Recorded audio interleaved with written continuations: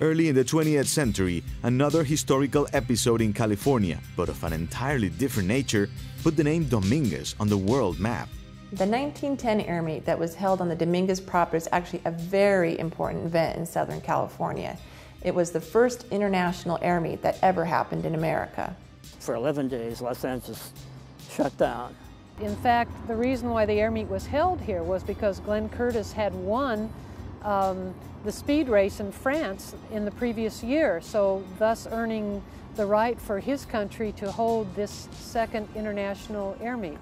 It was going to be probably the most exciting event that's ever happened in the entertainment world outside of Hollywood. The Dominguez donated the land to the Airmeet, and so it ended up being held here. Look at the advantages. You've got two transportation systems. You don't have trees. You have an afternoon breeze that comes up every day. The fact that it's on an elevated area means that you could build grandstands.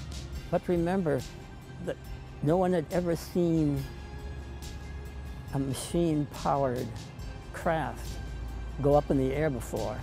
Can you imagine the first plane that was flown by Curtis that got off the ground here? What a thrill it must have been to see the very first plane.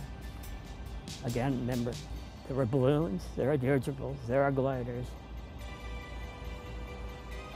It was a great thrill to the crowd. The Airmeet was a complete success with over 250,000 people attending. People came from all over the world.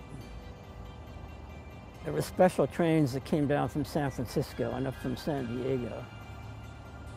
There were people from England, Germany, obviously France. By the way, the German army sent observers because of the potential of a plane dropping something from a height on a target. That was one of the prizes, dropping something from an airplane on a target. It wasn't long after the Wright brothers. They were real pioneers. Must have been a great time here. As a matter of fact, the Wright brothers did not attend the Dominguez Airmeet. The Wright brothers are marvelous modern scientific pioneers, but they resented what they thought were attempts to steal ideas and devices and innovations from them, as probably they should have. And if you think that most of these aviators who participated in the Airmeet started out life as motorcycle racers, to have that particular group of people taking advantage of Wright inventions was anathema to them. They refused to participate in Airmeets. On the other hand, some young spectators later became aviation pioneers. One of those young fellows was a man named Bill Boeing. The Airmeet was a catalyst for William Boeing, who not only created his own plane, but started his own aviation industry. The other gentleman was Lawrence Bell, who years after the Airmeet created Bell Aircraft Corporation, which is now known as Bell Helicopters.